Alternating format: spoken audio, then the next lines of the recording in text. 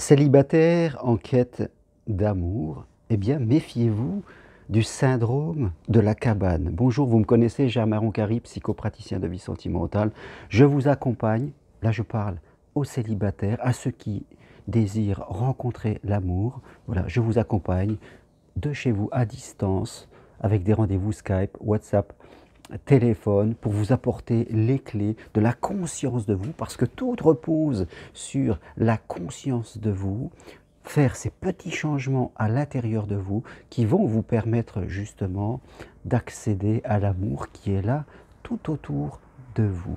Donc n'hésitez pas à prendre rendez-vous avec moi à distance par Skype, téléphone. Toutes les infos pour me contacter sur mon site germainroncari.com ou sur le texte qui accompagne cette vidéo. Donc, le syndrome de la cabane, qu'est-ce que c'est? Ben, vous l'avez deviné, je pense. Ce sont toutes nos habitudes que nous avons construites avec le temps. Peut-être que vous êtes célibataire depuis 1, 2, 3, 4 et 10 ans, voire plus encore.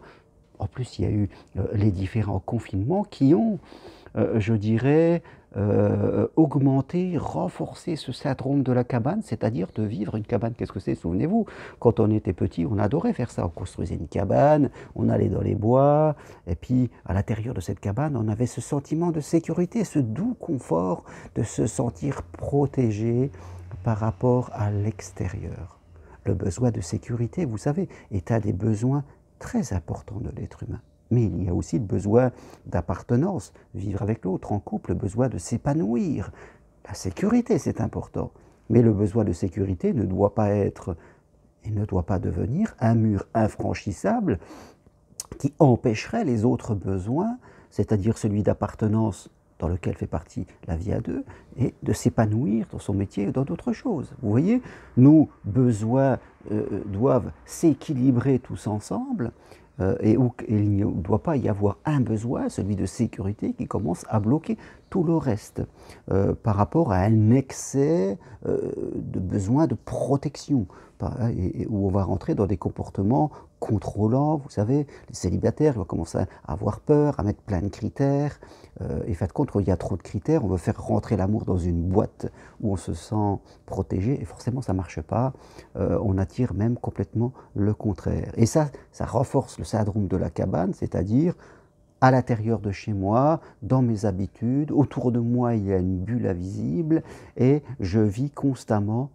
dans cette bulle invisible. Et plus j'y reste, et plus cette bulle s'élargit, plus cette cabane devient pour moi un refuge presque par rapport à un danger extérieur. Et après, j'ai du mal, non seulement j'ai du mal à en sortir, mais j'ai du mal aussi à laisser entrer quelque chose, que ce soit une nouvelle personne, si je fais une rencontre, tout ça. Il y a déjà moi, je dois sortir de ma cabane pour aller à la rencontre des autres, et c'est pas facile.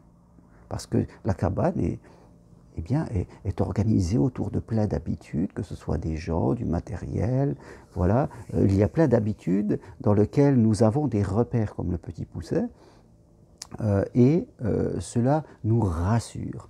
Rappelez-vous, l'être humain veut tout faire pour je dirais, éviter la souffrance. Et quand on reste trop dans sa cabane, eh bien, on perd le contact avec l'extérieur. On va sortir de la cabane et on va juste rester autour de la cabane. On va rester dans un univers où on voit la cabane. On ne quittera jamais, on n'ira jamais trop loin où on ne voit pas la cabane. C'est l'inconnu, après, on a peur. Donc on va rester toujours proche de la cabane dans nos habitudes, avec des journées qui se répètent à peu près à l'identique. Et si on rencontre quelqu'un même là-dedans, parce que forcément on peut faire des rencontres, et des gens qui vont nous faire progresser. Et là, on a peur de laisser rentrer quelqu'un dans notre cabane. On va être face à autre chose. Voilà. Il faut sortir de la cabane et laisser rentrer l'amour dans la cabane, et là c'est difficile. Et c'est là où joue ce syndrome de la cabane. On va trouver plein de systèmes de défense, et on va devenir ambivalent avec une partie de nous qui veut et une partie qui ne veut pas. Il faut en prendre conscience, mes amis. Tout commence par la prise de conscience qu'on a ce syndrome, ou autre chose, et de savoir s'en écarter tout doucement, de savoir le comprendre, l'apprendre, élargir. On peut garder la cabane, mais ça ne devient pas une prison. La cabane, elle garde des fenêtres, elle garde des portes, et puis on peut inviter des gens, et on peut partir aussi aux vacances, quelque part. Hein. Vous le savez, quand on dit les bateaux au port sont protégés, c'est vrai, mais ils sont faits pour naviguer. Hein. Les oiseaux dans le nid sont protégés, mais ils sont faits pour voler. Donc on est dans ce principe-là. Là, on garde sa cabane, comme le bateau a son port, l'oiseau a son nid, mais nous ne sommes plus enfermés là-dedans. C'est un syndrome dont il faut prendre conscience, et vous avez toutes les armes pour pouvoir en sortir.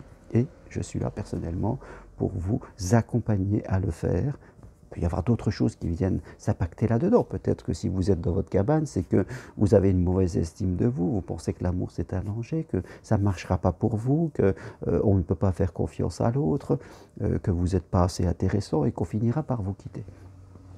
Et tout ça, bien sûr, va venir vous renforcer ce syndrome de la cabane. Donc, prenez conscience de cela, réfléchissez, et si vous voulez aller plus loin, je suis là avec vous, n'hésitez pas à me contacter. Et si vous voulez venir marcher sur le chemin de Compostelle, pour parler d'amour d'autre chose, prochaine marche, du 11 au 14 septembre, dans le superbe village de Saint-Guilhem du Désert, nous dormirons au Carmel Saint-Joseph, ça sera vraiment quelque chose de purement spirituel. Et si vous voulez devenir psychopraticien et accompagner les autres, eh bien, choisissez ma formation individuelle dans laquelle je vous apporterai toutes les clés pour devenir un praticien efficace. Merci à vous, à bientôt, au revoir et appuyez sur j'aime si vous aimez mes vidéos. Au revoir.